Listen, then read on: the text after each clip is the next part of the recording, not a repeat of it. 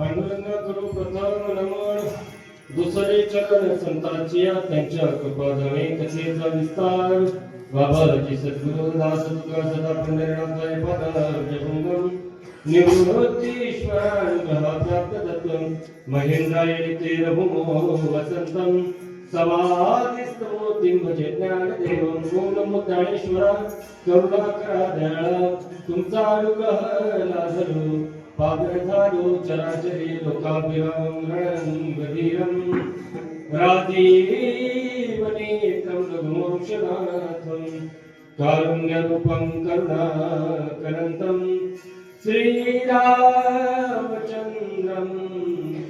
शरणं प्रपद्ये श्रीराम जय जय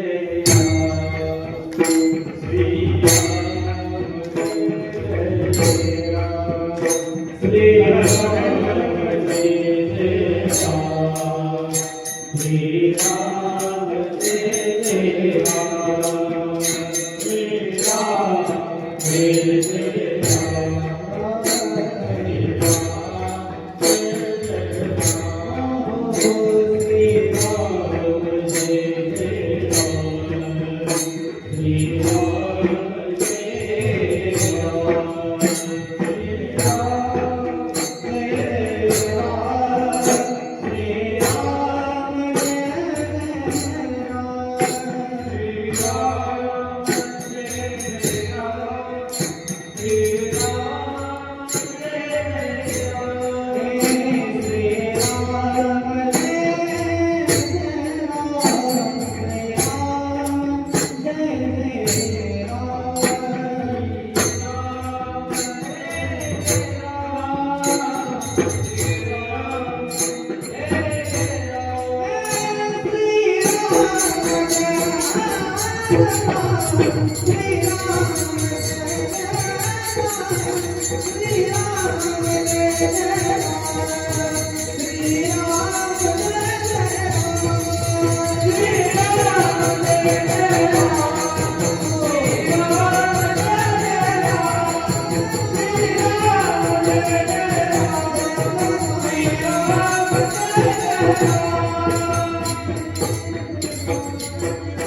सियावर रामचंद्र की काय माझी वाणी माणेल संतास ग्रंथो चित्तास या पुरिया माझी वाणी तुझे वाणी कोण नाम ऐसी दे प्रेम काही कळा सेवेला मी सेवक झालो तुमच्या लागलो निज चरण अहो स्वामी तुकया देवा या वरी न करावा अभेव अलिंगन घडे मोक्ष सायुज्यता जोडे ऐसा संतांचा महिमा झाली बोला याची सीमा प्राप्त वेळी प्राप्त प्रसंगी सेवेकरता गायलेला घेतलेला अभंग याचे यावत जीवाचा उद्धार करण्याकरता वैकुंठावर भूतळावर अवतीर्ण झालेले माझ्या वारकरी संप्रदायाचं ज्यांना कळस म्हटलं जातं असे देहूचे सुप्रसिद्ध साधू वैराग्य मूर्ती जगद्वंदनीय जगद्गुरु श्री संत तुकोबाराय यांचा संतांच्या संगतीची महती संतांच्या भेटीची महती वर्णन करणारा अभंग आहे विठ्ठला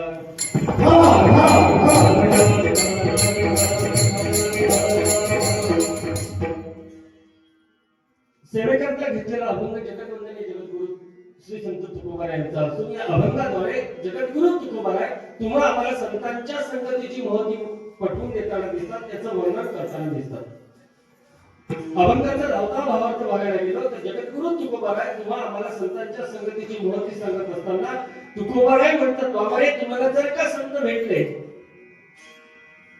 संत महात्मे तुम्हाला जर का भेटले कधी त्यांची जर तुमची भेट झाली तर भेट झाल्यानंतर काय करा तर त्यांना पहिल्यांदा आलिंगन द्या का आलिंगन द्या तर तुम्ही जर संत महात्म्यांना आलिंगन दिलं सत्पुरुषांना साधूंना जर आलिंगन दिलं तर तुम्हाला सायुज्यता नावाचा मोक्ष प्राप्त होईल म्हणजे भगवान परमात्म्याला तुम्ही एक स्वरूप होऊन जा हा सायुज्यता नावाचा मोक्ष संतांना आलिंगन दिल्यानंतर प्राप्त होईल आलिंगन घडे मोक्ष सायुज्यता जोडे हो असा त्या संतांचा महिमा आहे त्या संतांचा एवढा महिमा आहे किती महिमा आहे तर त्यांच्या आलिंगनाने आपल्याला सायुज्यता नाम मोक्ष ची मुक्ती मिळते सायुज्यता नावाची मुक्ती मिळते एवढा संतांचा महिमा आहे मी माझ्या वाणीने या चांगल्याच्या वाणीने त्यांचा महिमा वर्णन करू शकत नाही झाली बोलायाची सीमा मी माझ्या वाणीने त्यांचा महिमा त्यांची कीर्ती वर्णन करू शकत नाही तुकोबाराय म्हणतात म्हटलं तुकोबाराय ठीक आहे संतांची भेट झाली सायुज्यता मोक्ष मिळाला हा संतांचा महिमा आहे तुम्ही सांगताय पण तुम्ही जर सांगत असाल संत भेटावे परंतु काही ठिकाणी तुम्हीच म्हटलंय यामध्ये काय करा जो हे सगळे सिद्ध आहे हात चालावया पाये तव तू आपुले स्वहित पाय तीर्थयात्रे जाय चुकू नको तुम्ही तर तीर्थयात्रेला जायला सांगता आणि आम्ही जर तीर्थयात्रेला गेलो संत आम्हाला भेटल्यानंतर सुद्धा आम्ही तीर्थयात्रा करायला गेलो तर ते चालेल का आम्हाला तीर्थयात्रा करायची आहे नाना ठिकाणी फिरायचंय वेगवेगळ्या ट्रिप मध्ये जायचंय सहलीला जायचंय बरोबर की नाही अनेक तीर्थ आहेत आपल्या भारतामध्ये अनेक ठिकाणी आम्हाला फिरायचं आहे तुम्हाला म्हणतात बाबा रे एकदा का संतांची वेळ झाली ना संत का तुम्हाला एकदा भेटले ना मग इतर कुठल्याही तीर्थाला कुठल्याही तुम्हाला ठिकाणी जाण्याची गरज नाही कुठल्याही पर्व काळात जाण्याची गरज नाहीये कुठल्याही तीर्थाला जायची गरज नाही का तर तीर्थे पर्व काळ अवघे पायापे सकळ सर्व तीर्थ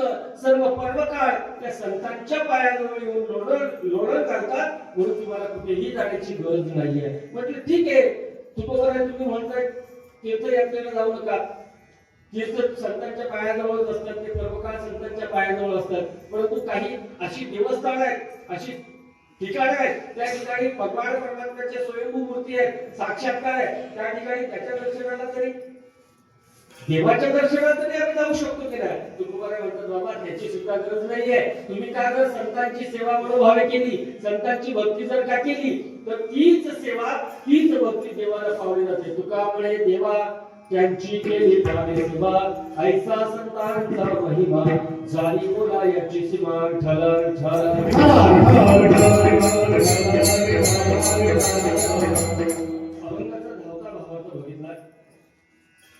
सुरुवात करण्यापूर्वी आपण ह्या आपल्या या मौजे दिवशी गावी सालाबादप्रमाणे सुरू असणारा मागी गणेश जयंती उत्सव ग्रंथराज ज्ञानेश्वरीचं पारायण हा 3.5 दिवसाचा उत्सव या ठिकाणी दरवर्षी साजरा होतोय. मोठ्या आनंदाने उत्साहाने आपण तो साजरा करत असतोय.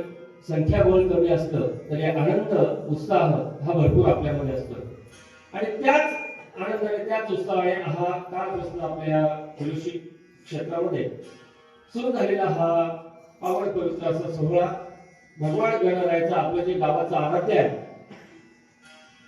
श्री सिद्धिविनायकाचं मंदिर आराध्य गणरायाच्या मंदिर आणि उद्या त्याचा जन्मोत्सव आणि त्या जन्मोत्सवाच्या निमित्तानं आपण हा सादर करत असणारा सोहळा आणि या सोहळ्यातील आजच्या दुसऱ्या दिवसाची सेवा तुम्हा सर्व ग्रामस्थांच्या वतीने सप्ताह कमिटीच्या वतीने माझ्यासारख्या अल्पज्ञानी बालकापर्यंत आलेली आहे.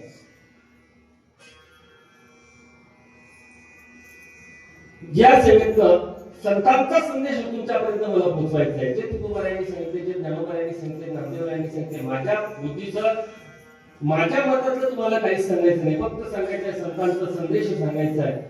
आणि अशी ही आलेली सेवा माझ्यासारख्या पामराकडे अल्पज्ञानी व्यक्तीकडे दिलेली आहे. मी प्रथमतः तुम्हा सर्वांचे या ठिकाणी आभार व्यक्त करतो. कारण जे ऐकायला आलेले आहेत ते मनोभावे कार्यक्रम ऐकायला आले असतील नसतील माहिती नाही, पण मनोभावे गणरायावर भक्ती आहे म्हणून या ठिकाणापर्यंत आलेले आहे. गावामध्ये संख्या भरपूर आहे, परंतु कसं असतं घरच्या जिथे पिकतं तिथे विकत नसते, बरोबर की नाही. बोलण्याची वेळ यायला नको हवी होती, परंतु काही वेळा बोलावं लागतं. संत महात्म्यांना आपली स्वतःची ओळख करून द्यावी लागते काही वेळेला. मी स्वतःला महान समजतो असं नाहीये, परंतु जो स्वाभिमान असतो, तो अभिमान असतोय, तो कुठेतरी हरवल्यासारखा दिसतोय. असो हरकत नाहीये, थोडेपणी नीरे, बरोबर की नाही.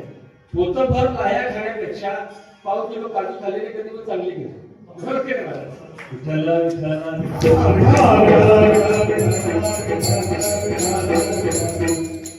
कोणीभर कुरकुरे खाल, लाया खाल, पोट भरेल का, शरीराला लागेल का, कुठल्या कुठे घेऊन जाईल. पाव किलो काजू खाणे थोडस थोडे असावे, परंतु श्रोते चांगले असावे. असो भगवान गणराय माऊली गणराय सद्गुरु जोग महाराज ज्याप्रमाणे बुद्धी देतील त्याप्रमाणे चिंतन करण्याचा प्रयत्न करतो. सेवेकरता घेतलेला अभंग जगद्गुरु तुकोबारायांचा असून या अभंगाद्वारे जगद्गुरु तुकोबाराय तुम्हाला मला संतांच्या संगतीची महती वर्णन करताना दिसतात. जगद्गुरु तुकोबाराय सांगत असताना संतांची महती वर्णन करत असताना आधी तुम्ही सर्व संतांनी संतांचा महिमा वर्णन करत असताना संतांची जी जागा आहे, संतांची जी महती आहे ती आपल्यापेक्षा फार महान आहे. संत महात्म्यांची कीर्ती, संतांचा महिमा आपल्यापेक्षा सामान्य जीवापेक्षा अगाध आहे, फार महान आहे. आपण जर बघायला गेलो तर एव्हरेस्ट शिखराच्या टोकावर स्थापन व्हावं असं संतांचा महिमा आहे. आणि तुमची आमची कीर्ती जर बघायला गेलो तर एखाद्या गल्लीतल्या किंवा थोड गल्लीतल्या एखाद्या जीवाप्रमाणे आपली संतांच्या बाबतीत आणि आपली जर वर्णन केलं तर त्याप्रमाणे आपली कीर्ती आहे, आपला महिमा आहे. बघा जगद्गुरु तुकोबारायांनी एका अभंगामध्ये वर्णन करत असताना अनेक उदाहरणं आपल्याला दिलेली आहेत. संतांचा महिमा वर्णन करत असतात. सामान्य जीव आणि संत यामध्ये काय फरक आहे. दिसायला तर संत महात्मे आणि तुम्ही आम्ही सगळे सारखेच आहेत. त्यांना 2 हात आहेत, 2 पाय आहेत, त्यांना हे मानव देह सगळ्यांना आपल्याला सारखं आहे.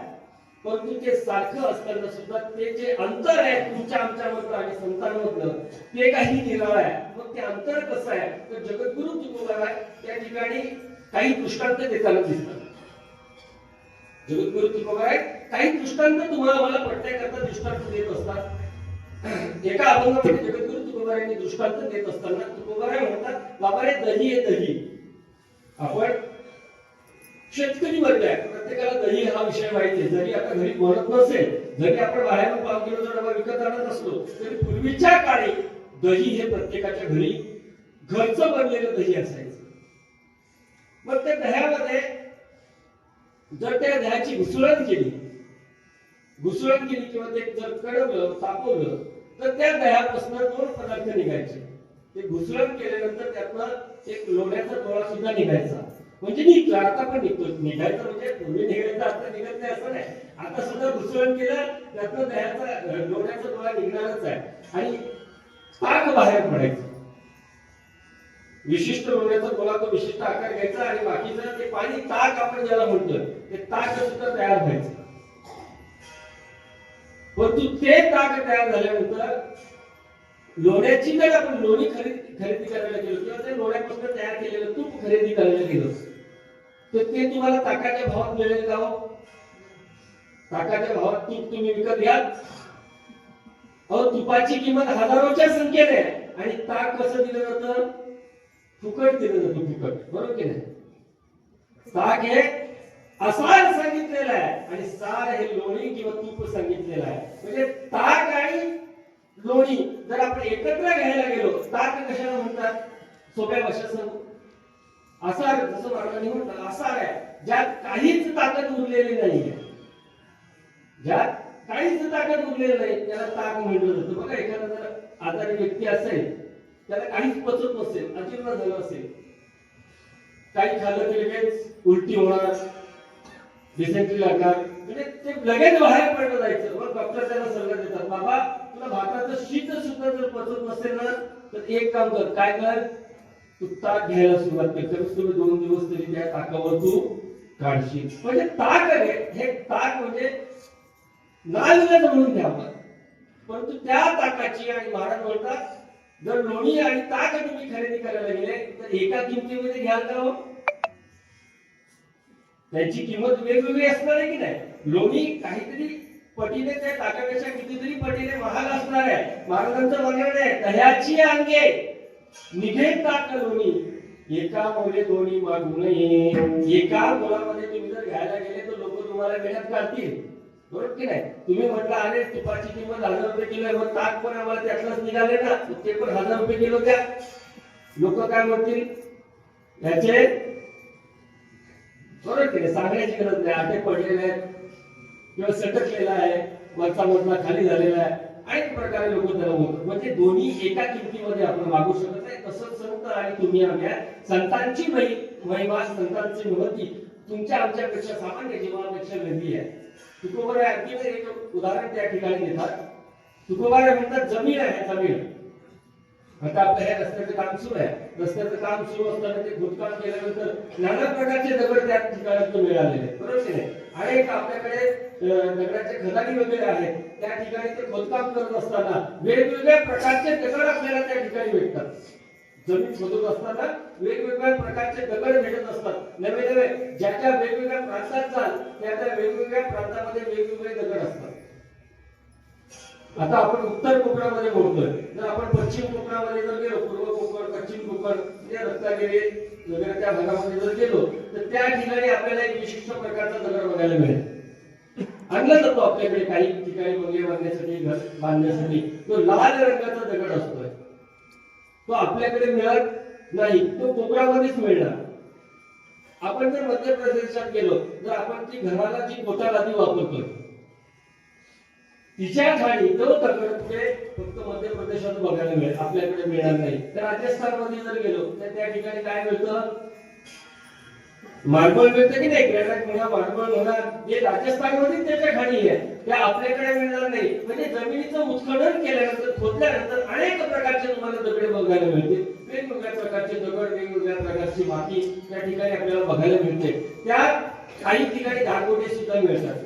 गारा जे आपण म्हणतोय गारगोटे, ते गारगोटे सुद्धा मिळतात. काही काही ठिकाणी तुकोबारायांनी वर्णन केले, बाबा हिरे सुद्धा काही ठिकाणी मिळतात. हिरा जमिनीमध्ये हिरे सुद्धा असतात. हिरा सुद्धा खनिज द्रव्यामध्येच मोडला जातो. हिरा सुद्धा जमिनीमध्ये निघतोय.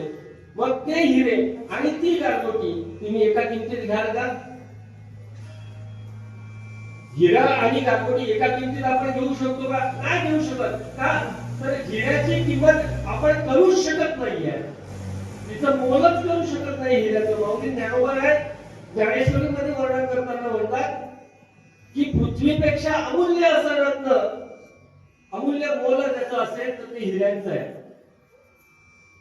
पृथ्वीपेक्षा कितीतरी पटीने जास्त महाग हिरे आपल्याला आहेत. पृथ्वीचं मोल लावू शकत नाही त्याला. म्हणजे इतके महाग असणारे हिरे ते आणि गारगोटी जरी एका खाणीत भेटले तरी एका किमतीला विकले जातील का? पृथ्वीच्या पोटी हिरा गारगोटी, बरोबर आहे? त्याचं बघितलं प्रमाण आहे. पृथ्वीच्या पोटी हिरा गारगोटी दोहीशी समान मानू नये. दोन्ही एका मुलाने तुम्ही घेऊ शकत नाही. त्या दोघांची किंमत वेगवेगळी असणार आहे. तद्वत तुकोबा काय म्हणतात, कैसे तुका म्हणे तैसे संत आणि जन दोहीशी समान देखू नये विठ्ठल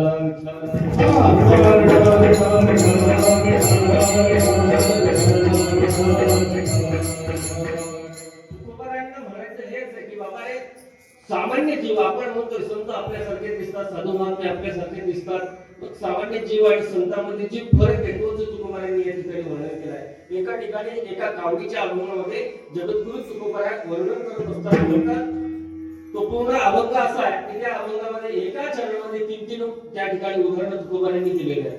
त्या कावडीच्या अभंगामध्ये तुकोबाराय वर्णन करतात, गंगानो हे जल, या अभंगाची सुरुवात आहे. गंगानो हे जल या अभंगामध्ये एक उदाहरण देत असताना तुकोबाराय म्हणतात, समुद्र नदी नव्हे पैगा, पाषाण म्हणून लिंगा, संत नवती जगा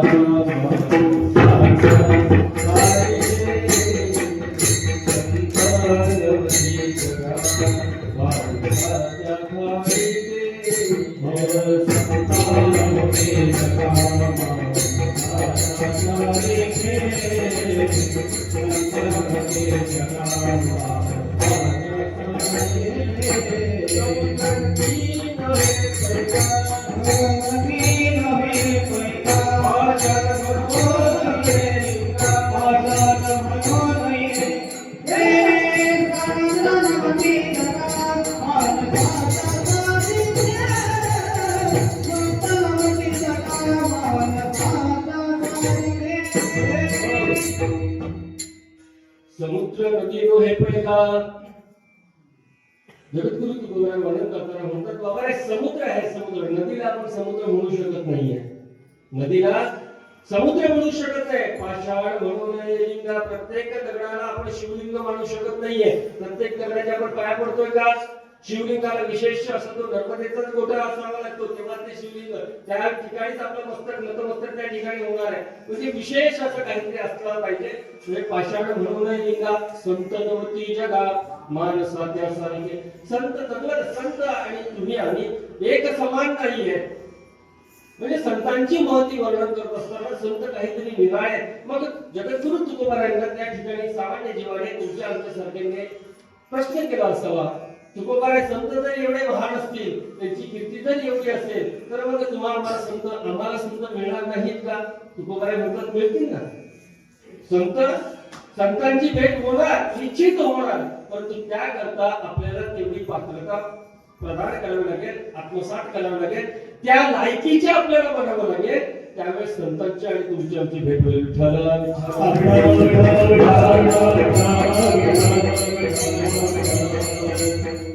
संतांची भेट होण्याकरता काहीतरी विशिष्ट प्रकारचं पुण्य असावं लागतं.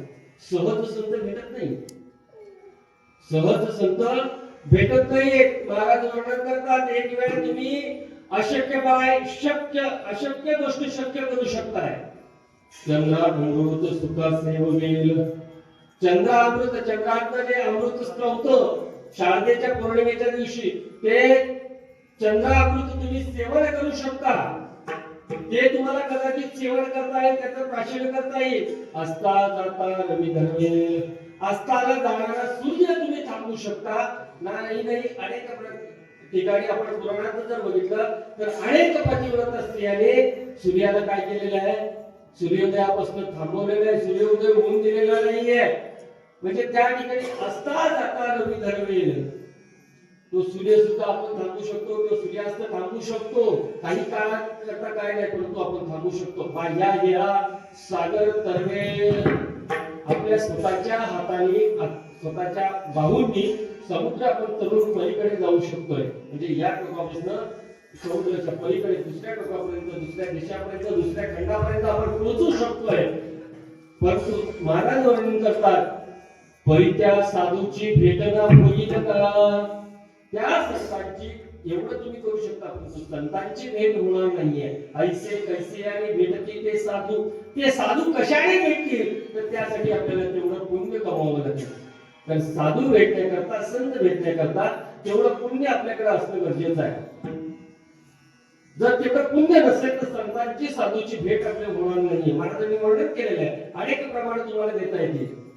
तुकोबारायांचं वर्णन आहे, पुण्य फळले बहुत दिवसा, भाग्य उदयाचा ठसा, झालो सन्मुख तो कैसा, संत चरण पावलो आजी फिटले माझे कोडे.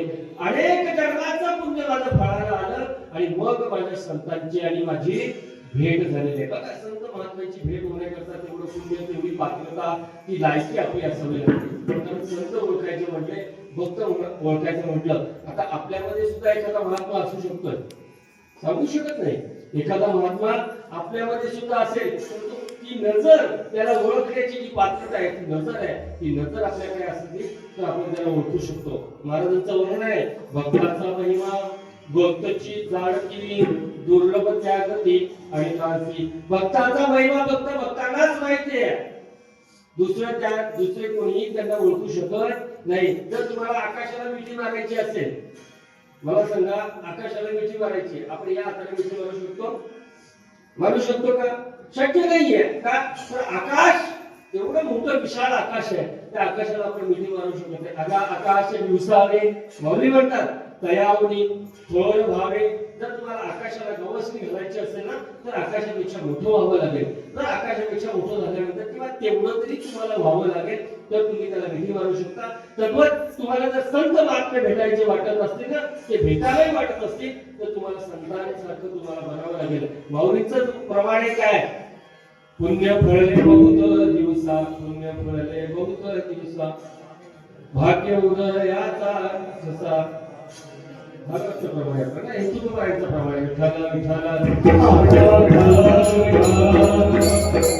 प्रमाण तुम्हाला सांगायचं होतं. पूर्वजन्मी सुकृते थोर केली, ही म्हणजे आधी फळासे आली, परमानंद आली मानसी, भेटी झाली या संतांची. म्हणजे संतांची भेट होण्याकरता तेवढं पुण्य आपल्याकडे असावं लागतं. आता आपल्याकडे पुण्य नाहीये का?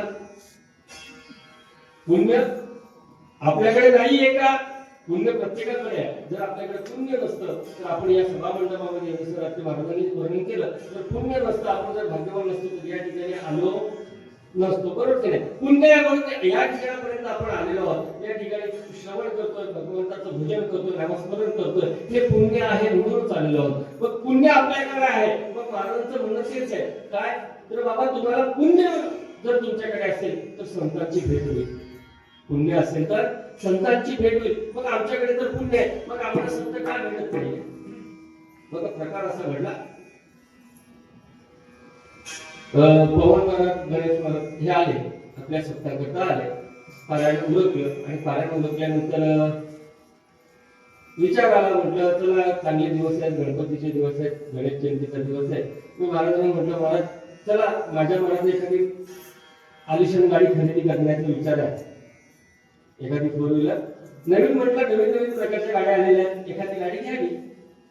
म्हटलं चला, तुम्ही आळंदीवरनं आले, माऊलीच्या दरबारातून आले, म्हटलं चला, तुमची पाय सुद्धा गाडीला लागतील. म्हटलं जाऊयात आपण ठाण्यासारख्या ठिकाणी. आम्ही निघालो. जात असताना मला महाराजांनी प्रश्न केला, म्हटलं महाराज जातोय खरं, पण गाडी घेण्याकरता त्या ठिकाणी पैसा पोचावा लागेल, बरोबर की नाही? पैसा तर द्यावा लागेल. म्हटलं पैसा आहे की नाही? आपल्याला गाडी लगेच आणायची असेल तर लगेच तेवढी कॅश त्यांना द्यावी लागेल, तेवढा धनादेश द्यावा लागेल. पैसे म्हटलं आहेत नाही का? माझ्याकडे छोटी बॅग होती, त्यात पैसे भरलेले होते. म्हटलं ही बॅग भरलेली पैसे आहे. म्हटलं पैसे तुम्ही काळजी करू नका. निघालो आम्ही, इकडे निघालो, ठाण्यापर्यंत पोहोचलो. थोडक्यात सांगतोय, तर ठाण्याला जायला सध्या 5 तास लागतात, आपण 2 मिनिटातच पोहोचूया. तर ठाण्यापर्यंत पोहोचलो, आणि ठाण्याला पोहोचल्यानंतर त्या ठिकाणी त्या गाडीच्या त्या शोरूम मध्ये त्या ठिकाणी गेलो. गेल्यानंतर त्याचे जे कोणी कामगार होते ते आले, त्यांनी संपूर्ण माहिती आम्हाला दिली. म्हटलं एवढ्या लाखापर्यंत गाडी जाईल. म्हटलं तुम्ही पैसे आणलेत का? तुम्हाला लगेच आम्ही गाडी द्यायला तयार आहेत, परंतु पैसे लगेच तुम्हाला पूर्ण इथे पेमेंट पूर्ण करावं लागेल. म्हटलं हा ठीक आहे, ते करा, माझ्याकडे पैसे हे आणलेले आहेत. मी ती बॅग समोर टेबलवर ठेवली. ठेवल्यानंतर त्याने म्हटले, महाराज गाडीची किंमत 15 लाख आहे, 15 लाख रुपये तुम्ही आणलेत तर तुम्हाला गाडी मिळेल. आता पैसे माझ्याकडे नव्हते का? पैसे माझ्याकडे होते, पण ते पैसे कमी होते. मी 15 लाख रुपये दिले नव्हते, 1, 2, 3 लाख रुपये पैसेच लागतात ना गाडी घ्यायला. मग पैसे घेऊन मी त्या ठिकाणी नेलं. 2-3 लाख रुपये त्यांच्या समोर ठेवले. म्हटलं बघा ही माझ्याकडे त्या मला गाडी. म्हटलं महाराज हे शक्य नाहीये. जेवढी गाडीची किंमत आहे तेवढेच पैसे तुम्हाला मोजावे लागतील तर तुमच्या हातामध्ये चावी मिळेल. तद्वत जेवढं संत मिळण्याकरता जेवढं पुण्य आपल्याकडे हवंय तेवढं पुण्य जर आपल्या पदरी असेल तर संतांची भेट होते. अन्यथा संतांची भेट होणार नाही.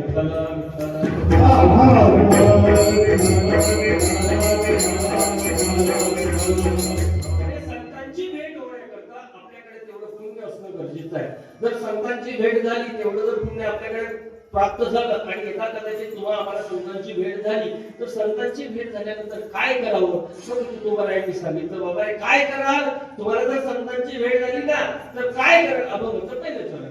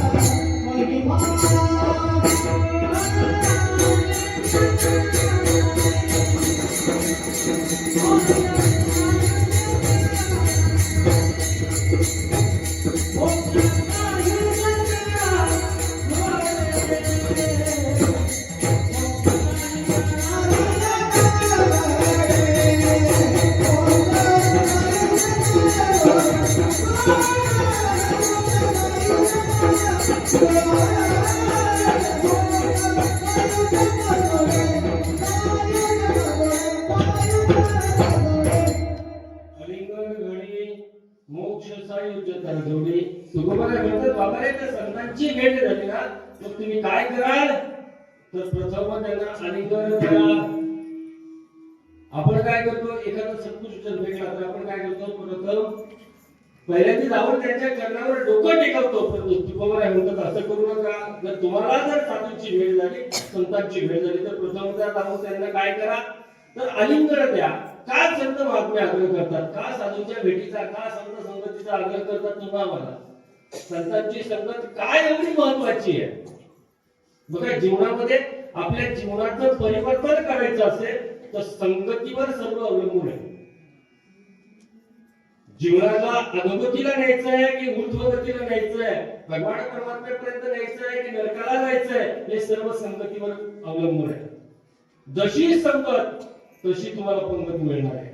बघा एक विनोदी महाराज मंडळी म्हणतात जर आपण ज्ञानोबा तुकाराम भजन केलं ज्ञानोबा तुकाराम ज्ञानोबा तुकाराम ज्ञानोबा तुकाराम हे कसं भजन आपण केलं तर महाराज माहिती आहे संध्याकाळी गुलाबजाम म्हणजे हे संगतीचा संतांच्या संगतीचा महिमा आहे फायदा आहे. जशी संगत असेल तशी पंगत तुम्हाला मिळेल. बघा तुम्ही जर एखाद्या ठिकाणी गेल्यानंतर एखाद्या कीर्तनकार महाराजांसोबत जर गेले आणि गेल्यानंतर त्या ठिकाणी जर जेवायला बसले तर तुम्हाला पंचपक्वान्नाचं जेवण मिळेल.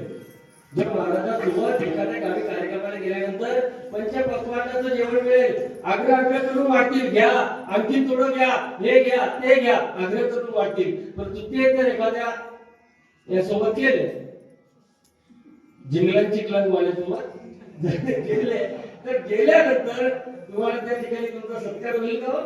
आदर सत्कार होईल, पाहुणचार होईल. ते म्हणजे हा सुद्धा त्याच्या सोबत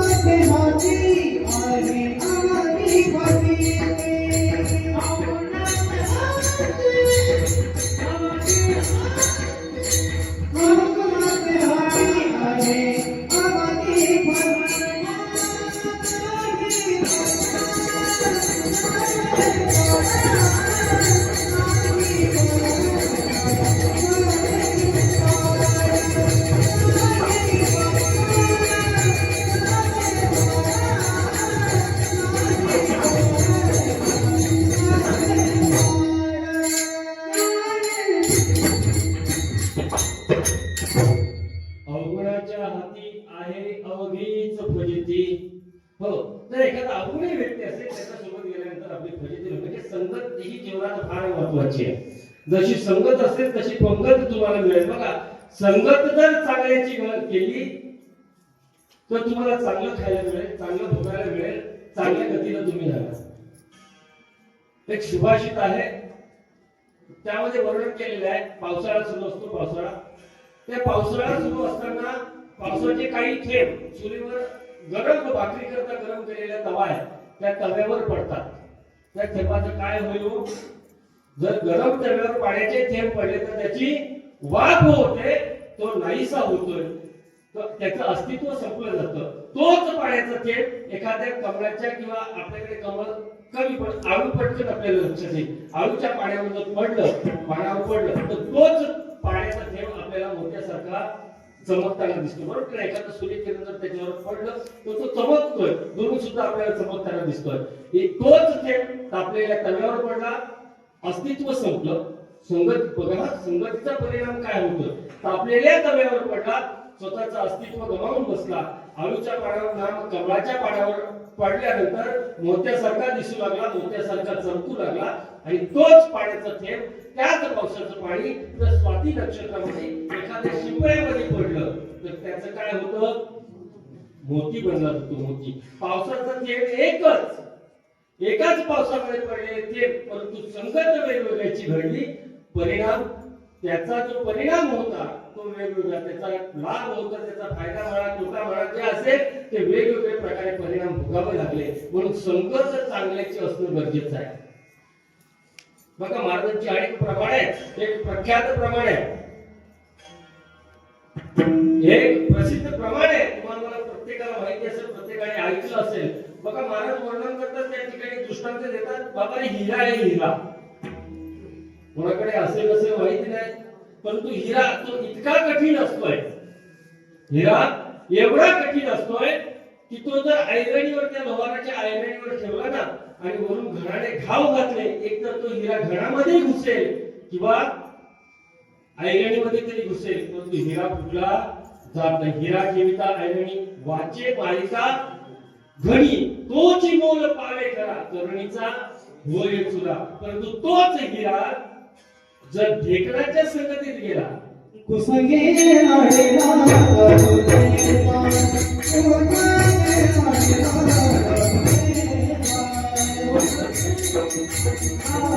कुसंगेता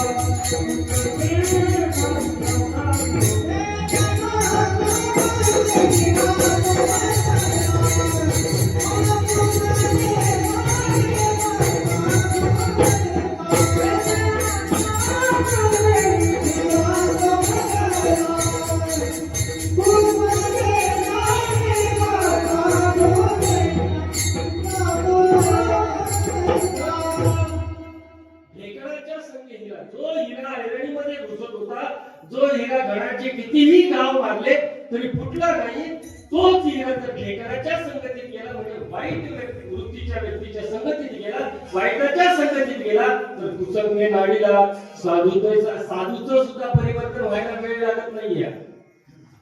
साधूचं सुद्धा एखाद्या महात्म्याचं जर वाईटाच्या संगतीत गेलं त्याच्यात सुद्धा परिवर्तन व्हायला वेळ लागत नाहीये.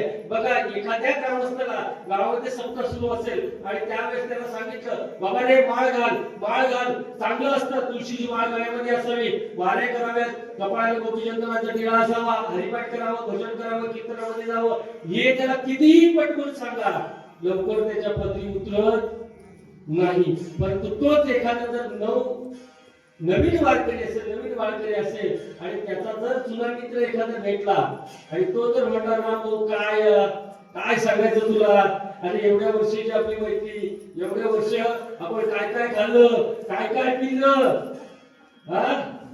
किती वर्ष झाले आपण सोबत असायचो, अरे काय तुला वेळ लागले, काय बळ याच्या काय मागे लागलाय तू मोहनच्या मागे, असं म्हटलं तर एखादा कमकुवत कच्च्या दिलाचा असेल तर लगेच त्या ठिकाणी त्याचं परिवर्तन होतं. म्हणजे चांगलं कितीही सांगा लगेच पटत नाही, परंतु वाईटाची संगती, वाईटाचे गुण, एखादे गुणदोष अंगायची, बरोबर की नाही. आपल्याकडे म्हणे ढवळे शेजारी पोवळे मारला, वाद नाही पण गुण लागला, बरोबर की नाही. म्हणजे तसं आहे वाईटाच्या संगतीत फार महत्व आहे. तुम्ही संगत कशाची करता, कोणाची करता त्याच्यावर सर्व अवलंबून आहे. संगत जर चांगल्याची केली तर तुमचं चांगलं होईल, संगत वाईटाची केली तर तुमचं वाईटच होणार. बघा आजामेळा तुम्हाला प्रत्येकाला माहिती असेल, भागवतामध्ये कथा आलेला आहे, कथा भाग आहे. आजामेळा ब्राह्मण होता, नित्य ब्रह्मकर्म करायचा, परंतु त्या आजामेळाला एकदा संविधा फुलं वगैरे आणण्याकरता जंगलामध्ये गेले आणि जंगलामध्ये गेल्यानंतर येण्याकरता उशीर झाला म्हणून रोजचा रस्ता न पकडता एका गल्लीतनं निघाले.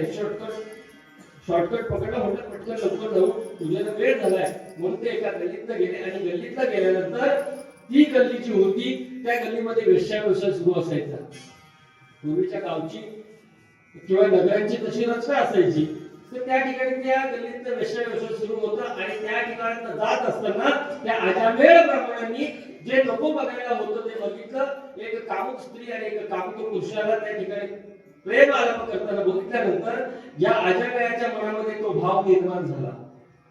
आजामेळा जातीने ब्राह्मण होता, शुद्ध ब्राह्मण होता, नित्य ब्रह्मकर्म करायचा, परंतु समोरचं चित्र जे दिसलं ते बघितल्यानंतर काही क्षणाची संगत घडली, फक्त काही क्षणाची त्या दृश्याची संगत घडली, चिंतन त्याचंच सुरू झालं. नंतर त्याचं परिवर्तन असं झालं, सतत तेच चिंतन करता आजामेळा एक दिवस त्या गल्लीमध्ये येऊन राहू लागला, अनेक वेश्यांसोबत तो राहू लागला. आणि शेवटी मग बाकीचं कथानक आजामेळा पात्र नामे गेला वैकुंठाशी, त्याच्या मुलाचं नाव वगैरे ठेवलं, ते तो कथाभाग वेगळा आहे. परंतु काही क्षणाचं दर्शन आणि आजामेळा त्या ठिकाणी पसरण्याला कारण ठरला. म्हणजे संगत कोणाची करावी.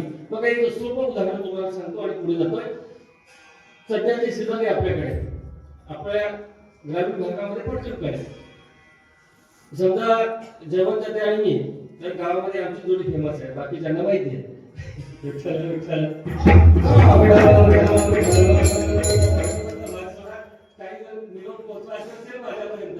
माध्यम त्यांना घेतलं जातं, याचा अनुभव त्यांना आहे, मला आहे आणि बाकीच्यांना सुद्धा आहे. का तर म्हटलं तुझं तो लवकर ऐकतो, आमचं कदाचित ऐकणार नाही, परंतु तुझं ऐकतो म्हणून जेव्हा त्याला कधीही मध्ये घेतलं जातं तर मी त्यांना सोबत घेतोय. आणि तो कसं नाही निघालो उपवास होता, एकादशीचा दिवस होता आणि चला आता फेरफटका मारून घेऊ. उपवास आहे काहीतरी फराळाचं थोडंफार केळी घेतली, दूध घेतलं आणि आम्ही अशी निघालो गावाच्या बाहेर फिरत फिरत. जात असताना थोडंसं अंतर गेल्यानंतर थोडं गमायला झालं. म्हटलं आता चला काय आणलंय सोबत, ते नुसतं ओझं काय घेऊन फिरायचं. म्हटलं खाऊया, केळी असतील, फराळाचं का असेल, दूध वगैरे आणलं ते आपण घेऊया. बसलो आम्ही एका झाडाखाली बसलो. झाडाखाली बसल्यानंतर ते सगळं पिशवीत आम्ही साहित्य काढलं, खायला सुरुवात केली. केळी वगैरे खाऊन झाली, ग्लास 2 घेतले, 2 ग्लासमध्ये दूध भरलं आणि आम्ही दूध पितो. गप्पा चालू आहेत आमच्या. दूध पितलं. दूध पित असताना गावातील एक ग्रामस्थ त्या ठिकाणचा शेतातनं जात होता. त्याने बघितलं. आता आताच्या युगातला तो होता, लगेच त्याच्याकडे मोबाईल होता. त्याने लगेच फोटो काढले, व्हिडिओ वगैरे काढले आणि गावच्या ग्रुपला दिले टाकले. म्हटलं बघा गावचे बुवा बिघडले. तर आम्ही ज्या ठिकाणी बसलो होतो, ज्या झाडाखाली बसलो होतो, ते झाड होतं ताडाचं. झाड संगतीचा परिणाम बघा ना. झाड होतं ताडाचं. ताडाच्या झाडाखाली ग्लास मध्ये आम्ही दूध घेऊन बसलो होतो. आता ताडाची जी रस येतो, जी ताडी येते, त्या ताडीचा रंग सफेद, दुधाचा रंग सफेद. त्या बाजूच्या जागाला वाटलं कदाचित त्या ग्लास मध्ये काय असावं, ताळीच पित असावे. म्हणून त्यांनी लगेच त्या ठिकाणी फोटो काढले, व्हिडिओ काढले, ग्रुपला टाकले. सर्व गावामध्ये बोंबाबोंब काय हे दोघे ताळी पित होते. झाला सगळीकडे प्रचार सुरू झाला. परंतु त्या ठिकाणी आम्ही काय करत होतो, दूध पित होतो. संगत दुर्जनाची घडली, वाईटाची घडली. त्याचा परिणाम आम्हाला त्या ठिकाणी आमचा दुष्प्रचार झाला, आमची बदनामी त्या ठिकाणी झाली. म्हणजे हे वास्तविक झालेलं नाहीये, तुम्हाला पटण्यासाठी सांगतो.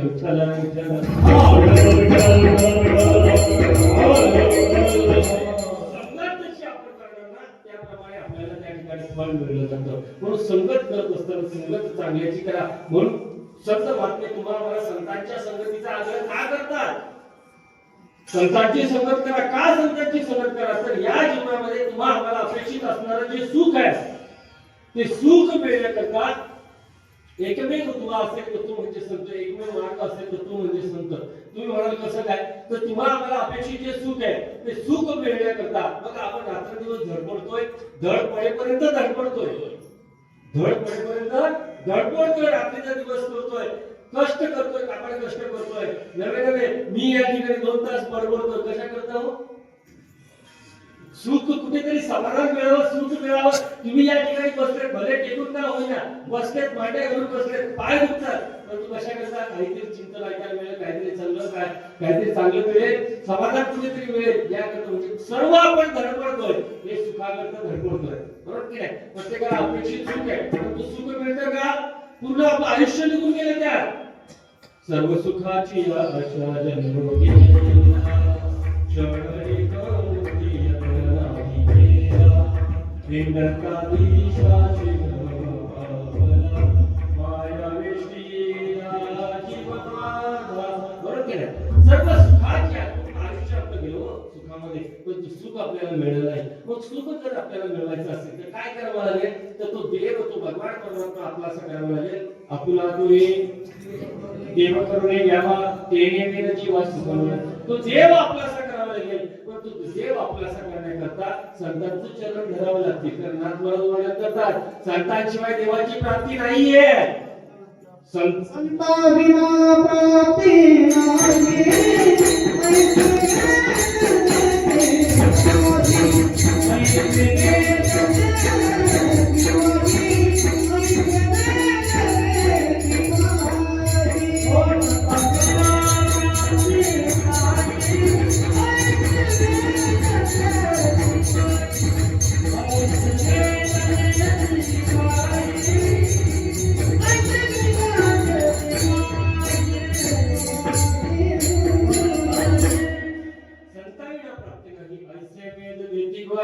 म्हणजे तुम्हाला जर सुख हवं असेल तर तो देव आपलासा करावा लागेल. त्या देवाला आपलासा करण्याकरता संतांचे पाय धरावे लागतील. का संतांशिवाय तो देव आहे, त्या देवापर्यंत तुम्हाला कोणी पोहोचू शकत नाही. म्हणून संत संगतीचा आग्रह या ठिकाणी महाराज करतात. का आग्रह करतात? तर संत संगतीचा आग्रह यासाठी करतात का आपल्याला जर संतांची संगत अर्धाक्षण जरी झाली ना, तरी आपले असणारे महान असे महान पातक नष्ट होतात.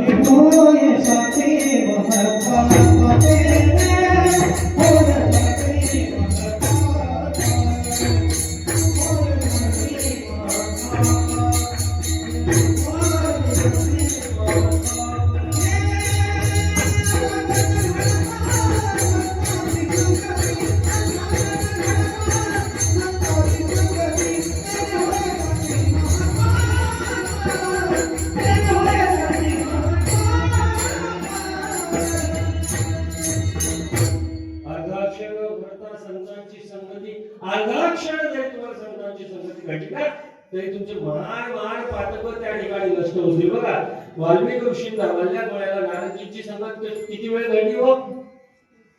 अहो कुठल्या भावनेने गेले होते वाल्मिक ऋषी वाल्ल्याकडे त्या ठिकाणी नारदजींना मारण्याकरता धावले होते. हातात कुऱ्हाड आहे आणि नारदजींवर धावून गेलेले आहेत. म्हटलं काय तुझ्याकडे काय असेल ते. नारदजींनी म्हटलं हा घ्या विना.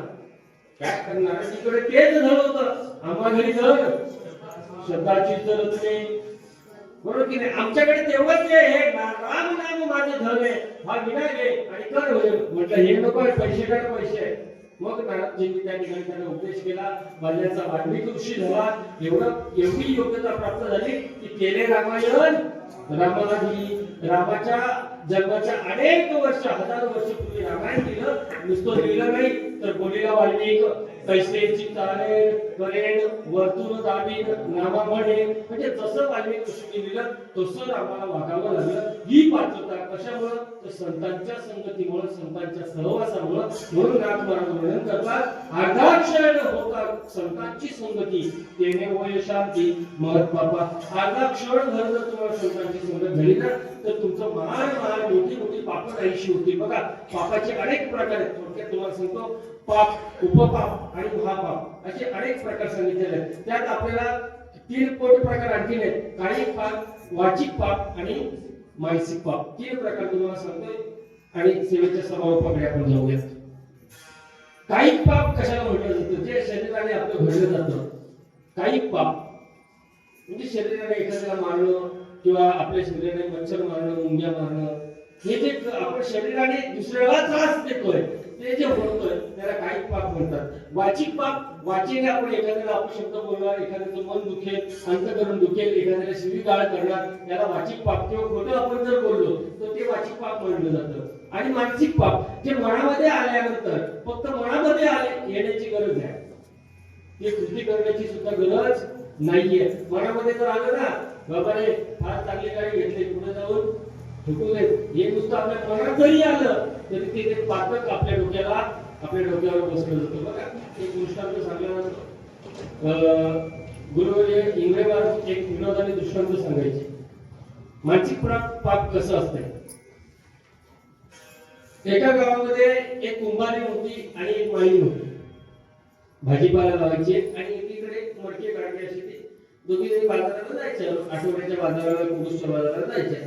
तर बाजारात जात असताना पूर्वीच्या काही गाड्या नव्हत्या काही नव्हती व्यवस्था. डोक्यावर पाट्या घ्यायच्या जायच्या कंटाळा आला. फार दिवस झाले डोक्यावर किती ओझं यायचं म्हणून त्या दोघींनी थोडेसे पैसे काढले. म्हटलं आपण काय करू एक कुंट विकत घेऊ. दोघी मिळून एक कुंट विकत घेतला. विकत घेतल्यानंतर त्या उंटाच्या पाठीवर एकीकडनं हिचा भाजीपाला एकीकडनं हिचे मडके काढते जे काही असेल ते टाकले जायचे आणि दोघी जणी बाजाराला जायच्या.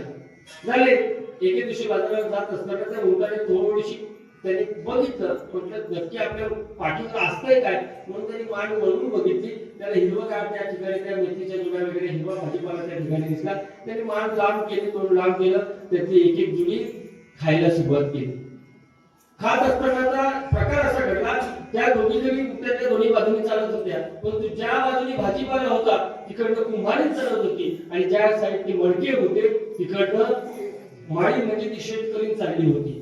आता ही कुंभारी विचार करते खाऊ दे हिचेच भाजीपाला असतो हिच्याच जुड्या खाल्ल्या जातात. हिला पैसे कमी येतील मला पैसे काय होईल जास्त येतील. मी हिच्यापेक्षा श्रीमंत होईल. हिच्या आणखी 10-12 गड्ड्या त्या मेथीच्या जुड्या मला कसल्या असतील त्या खाऊ दे दुकानी म्हणून तिने काय केलं त्या शेतकरीला सांगितलं नाही. आणि हे रस्त्याने चालले काही अंतर गेल्यानंतर आता सुरुवातीला ओझं समान होतं म्हणून ते पाठीवर राहिलं. पण तू जशा मेथीच्या गड्ड्या 20-25 कमी झाल्या इकडनं मडक्याचं ओझं होतं ते काय झालं वाढल्याबरोबर ते गाठोडं होतं ते खाली पडलं. हिच्या 20-25 मेथीच्या जुड्या शिल्लक तरी राहिल्या. इथं एक खापर सुद्धा शिल्लक राहिलेलं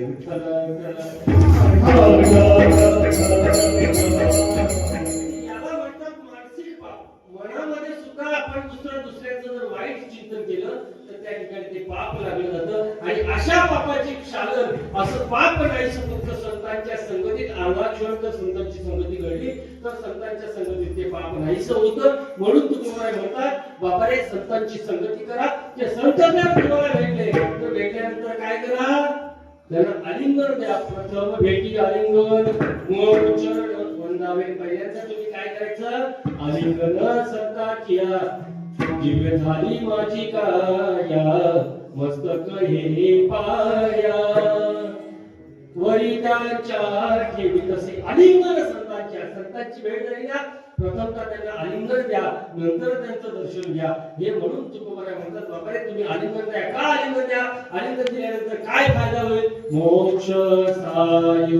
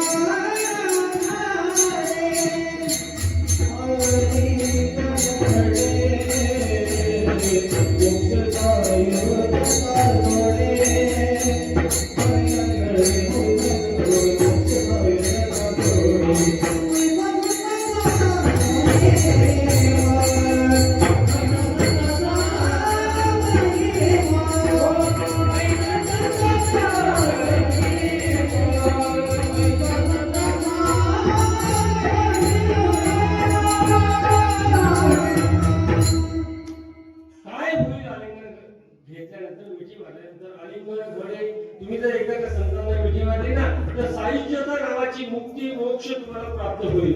मोक्ष म्हणजे काय? मुक्ती म्हणजे काय? मोक्ष म्हणजे मुक्ती. मुक्ती म्हणजे काय? अत्यंत दुःखाची निवृत्ती आणि परमानंदाची प्राप्ती म्हणजे मुक्ती. बरोबर की नाही? ही व्याख्या आहे मुक्तीची. मग मोक्षाचे 4 प्रकार सांगितलेले आहेत शास्त्रामध्ये. मोक्षाचे 4 प्रकार आपल्याला बघायला मिळतील. एक समीपता, एक सलोकता, स्वरूपता आणि सायुज्यता. सायुज्यता चौथ्या मोक्षाचं नाव आहे. चौथ्या प्रकारची मुक्ती आहे सायुज्यता. सर्वात परमोच्च मुक्ती जर कुठली असेल तर ती सायुज्यता मुक्ती आहे. मग 4 प्रकार या ठिकाणी शास्त्रकार वर्णन करतात. कुठले 4 प्रकार? तर सलोकता म्हणजे देव ज्या लोकांमध्ये आहे त्या लोकांमध्ये आपण वास्तव्याला जाणं याला सलोकता मुक्ती म्हणतात. देवाचं लोक आणि आपलं लोक या ठिकाणी लोकांना गेल्यानंतर देवाच्या देव ज्या लोकांमध्ये वास्तव्य करतो त्या लोकांमध्ये राहणं याला सलोकता. जसं परंतु देवाचं आपल्या सानिध्य जवळ नसणार आहे, फक्त लोक एक असणार आहे. जसं आपल्या भारताचे पंतप्रधान मोदी साहेब आणि आपण राहतो कुठे? भारतातच राहतोय, परंतु ते दिल्लीत आणि आपण गल्लीत. बरोबर की नाही? लोक एकच आहे, देश एकच आहे, परंतु राहण्याचं ठिकाण वेगळं आहे. तसं सलोकता मुक्ती ही अशी असते, देव आणि आपण एकाच लोकांमध्ये राहतोय, परंतु देवाचं राहण्याचं ठिकाण वेगळं आणि आपलं राहण्याचं ठिकाण वेगळं असतं. म्हणजे यात थोडीशी तफावत असते, थोडस आपण देवापासून दूर असतोय. मग दुसरी मुक्ती आहे समीपता. देवाच्या अगदी जवळ आपण जातोय, समीप राहतोय, परंतु देव स्वरूप आपण होत नाही. मग स्वरूपता मुक्ती सांगितलेली आहे. तिसऱ्या मुक्तीचा प्रकार स्वरूपता मुक्ती सांगितलेली आहे. देवासारखं आपल्याला रूप प्रदान होणं याला स्वरूपता मुक्ती म्हणतात. म्हणजे हे मोक्षाचे प्रकार आहेत, परंतु त्यात सुद्धा काहीतरी कमी जास्त असणार आहे. म्हणून शेवटची जी मुक्ती आहे सायुज्यता मुक्ती, यात देव स्वरूप आपण होणं म्हणजे देव आणि आपण काहीच फरक नाही. देवाच्या अंतःकरणामध्ये आपली प्राण जोडतो माळवणं, त्या ठिकाणी समाविष्ट होणं याला सायुज्यता मुक्ती म्हणतात. म्हणून पुत्रेला जी दिली ती सुद्धा कुठली दिली? सायुज्यता मुक्ती दिली की नाही? सायुज्यता मुक्ती पुत्रे असं वर्णन आहे. पुत्रेला सायुज्यता मुक्ती दिली. नव्हे संतांच्या संगतीमध्ये गेल्यानंतर काकड्यामध्ये एक गोड वर्णन आहे, काकड्यामध्ये एक चरण आहे की त्या ठिकाणी महाराज म्हणतात संतांच्या संगतीत गेल्यानंतर तुम्हाला सायुज्यता मुक्ती मिळणारच. संत चरणी भाव धरा, क्षणोक्षणा नाम स्मरा, मुक्ती सायुज्यता वरा. हेची करा बापानो धन तारा पुत्र जन बंधू सोयरे पिशू. बघा, जर काकडा आपण जर ऐकलं असेल, सकाळी उत्तम काकडा झाला जर ऐकलं असेल तर तुम्हाला हे करून उद्या पुन्हा ते ऐकायला मिळेल. म्हणजे हे संतांच्या संगतीचा परिणाम आहे. तुम्ही संतांची संगत केली तर त्यांना आलिंगन दिलं तर तुम्हाला सायुज्यता नावाची मुक्ती मिळेल. म्हणजे जन्म मरणाचा फेरा तुमचा चुकेल. म्हणून संतांना आलिंगन द्या, संतांची संगती करा. हा तुकोबारायांचा आग्रह आहे. विठ्ठल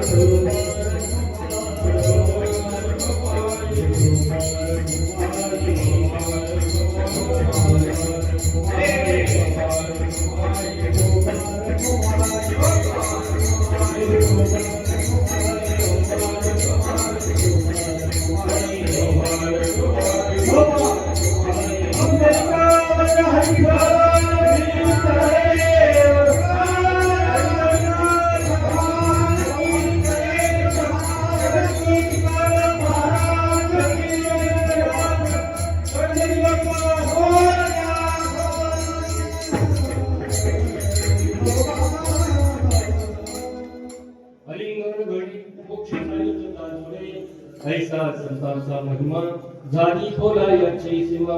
तुम्हाला जर संतांची भेट झाली ना तर तुम्ही त्यांना आलिंगन द्या. आलिंगन दिल्यानंतर काय होईल तर तुम्हाला सायुज्यता नावाची मोक्ष मुक्ती तुम्हाला प्राप्त होईल. असा त्या संतांचा महिमा आहे. ऐसा संतांचा महिमा झाली. मी त्या या माझ्या वाचनाने त्यांचा महिमा वर्णन करू शकत नाही. झाली खोला याची सीमा म्हणलं तुकोबर आहे, ठीक आहे. परंतु तुम्ही म्हणता संतांची संगती करा, संतांची संगती करा. आम्ही संतांची संगती झाली तर आम्हाला तीर्थयात्रा करायची असेल तर तुकोबर आहे म्हणतो बरोबर, त्याची तुम्हाला काही गरज नाही. तीर्थे पर्वकाळ अवघे पाय आपले सकळ. ऐसा संतांचा महिमा झाली बोला याची सीमा. तुम्हाला तीर्थयात्रा सुद्धा करण्याची गरज नाही. कारण आपल्याला एक फक्त चरित्राला स्पर्श करून मी जातोय. भक्त पुंडलिकरायाचे चरित्र प्रत्येकाला माहिती आहे. तुम्ही आम्ही सर्वांनी त्या कॅसेटद्वारे ऐकलं असेल चरित्र किंवा वाचनामध्ये गेलं असेल, मालिकांमध्ये बघितलं असेल, पिक्चरमध्ये बघितलं असेल.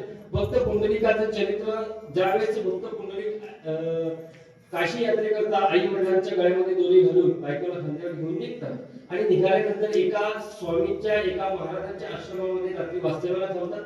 वास्तव्याला थांबल्यानंतर पहाटच्या वेळेस रात्री मध्यरात्रीनंतर काही 3-4 स्त्रिया, मलिन स्त्रिया, त्यांच्याकडे आपण बघू शकत नाही, अशा स्त्रिया त्या ठिकाणी आश्रमामध्ये येतात. त्या आश्रमामध्ये जातात आणि काही काळांतराने एका तास अर्ध्या तासाने बाहेर येऊन त्याच स्त्रिया अत्यंत लखलखीत तेजपुंज अशा दिसायला लागतात आणि तिथल्या त्या साड्या समोरच्यावर झाडू काढणं, रांगोळी वगैरे काढणं हे क्रिया त्या ठिकाणी करताना दिसतात. आणि हा प्रकार पुंडलिकराया त्या ठिकाणी बघतोय. पुंडलिकराया बघत असताना पुंडलिकाने त्या स्त्रियांना आडवलं, म्हणतं तुम्ही आहेत कोण? जाताना तुम्ही अत्यंत मलिन होत्या, अत्यंत घाणेरड्या दिसत होत्या आणि बाहेर आश्रमाच्या बाहेर आल्यानंतर तुम्ही इतक्या तेजपुंज दिसताय, तेजस्वी दिसताय, नक्की मोठा प्रकार काय? त्यावेळेस त्या स्त्रिया नसून गंगा, यमुना, सरस्वती या नद्या होत्या आणि त्यांनी पुंडलिकरायांना सांगितलं, म्हटलं पुंडलिका तुझ्यासारखे अनेक कोट्यानुकोटी पापी आमच्यामध्ये येऊन स्नान करतात आणि आमच्यामध्ये येऊन स्नान केल्यानंतर ते पाप तुमच्याकडनं धुतलं जातं, परंतु ते पाप आमच्यामध्ये साठलं जातं आणि आम्ही मलिन होतोय. आणि आम्हाला जर सुशोभित व्हायचं असेल, जर त्या पाप जर दूर करायचं असेल, ते जे पुण्य व्हायचं असेल तर आम्हाला साधूंची येऊन सेवा करावी लागते, संतांची सेवा करावी लागते. आम्ही मलिन झाल्यानंतर रात्री आम्ही या महाराजांची सेवा करतोय.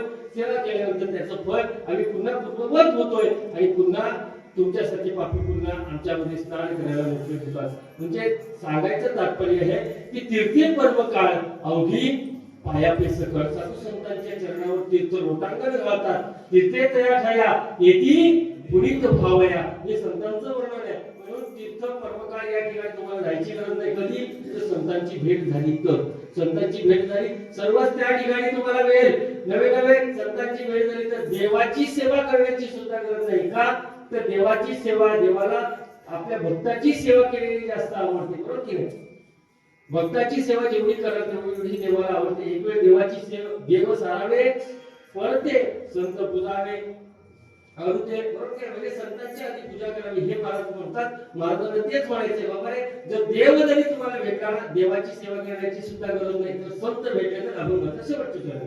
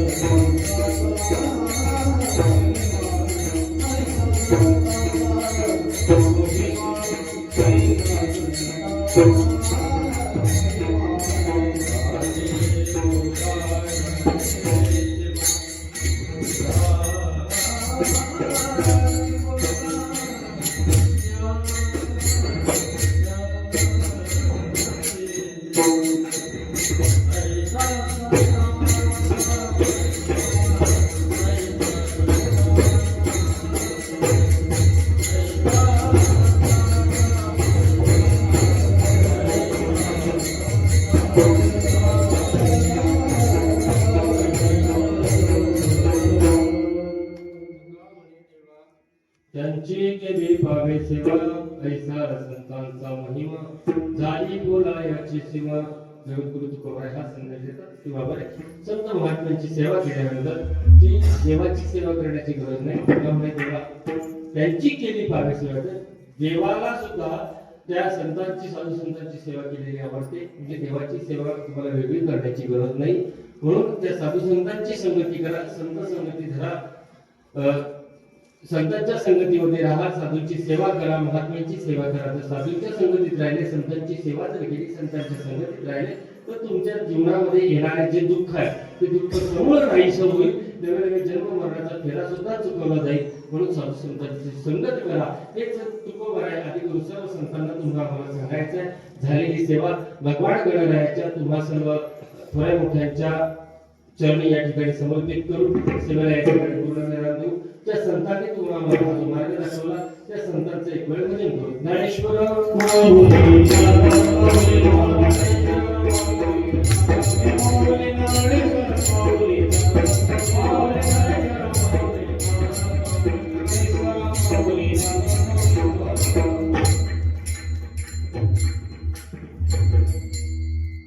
करविले तैसे केली, वाकडे करणे प्रसादे काही बोलवे विनोदे मत क्षमा करणे सद्गुणे अंगभूती युक्ती मोहे उपदेश तुमचे बडबड शेष तुमच्या कृपेचे पोचणे जन्मजन्मी तुकामणे. झालेली सेवा याच ठिकाणी सर्वांच्या चरणी अर्पण करतो आणि सेवेला पूर्णविराम. उद्याचे कार्यक्रम लगेच सांगून देतो म्हणजे तुम्हाला सुद्धा वेळ नकोय, कारण गणपती आहेत, काहींना गणपतीच्या ठिकाणी जायचं असेल. उद्या सकाळी पहाटे काकडा होईल, त्यानंतर ज्ञानेश्वरी पारायण, नंतर 10 ते 12 हरिभक्त पारायण, अभिजित महाराज देवाच्या आनंदी यांचा गणेश जन्माचा कार्यक्रम होईल. त्या कार्यक्रमाकरता बहुसंख्येने या ठिकाणी उपस्थित राहायचं आहे. तर आपला आराध्य जे आहे भगवान गणेश याचा जन्मोत्सव आपल्याला उद्या साजरा करायचा आहे. तर त्या कार्यक्रमाकरता सर्वांनी या ठिकाणी उपस्थित राहायचं. उद्या दुपारचा अन्नदान असेल, शाळेचा पाडा यांचं या ठिकाणी मंदिरातच ते अन्नदान होईल गणेश जन्मानंतर. त्यानंतर सायंकाळी 4 ते 7 या दरम्यान भव्य दिव्य असं पालखी सोहळा निघणार आहे, मिरवणूक निघणार आहे. त्यामध्ये सुद्धा सर्वांनी सहभागी व्हावं. तुळस कळस देऊन त्या ठिकाणी आपल्या घरासमोर सडा संयोजित करून रांगोळ्या काढाव्यात.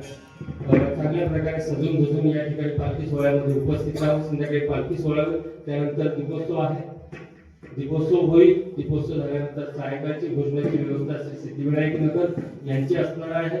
आणि उद्या रात्रीचं कीर्तन आपल्याच गावचं वैभव सध्या वास्तव्य नवी मुंबईमध्ये असणाऱ्या हरिभक्त पारायण सौभाग्यवती संगीताताई काठोले यांचं उद्या रात्री जागराचं कीर्तन होणार आहे. त्या कार्यक्रमाकरता सर्वांनी हजर राहायचंय. उद्या सकाळचा नाश्ता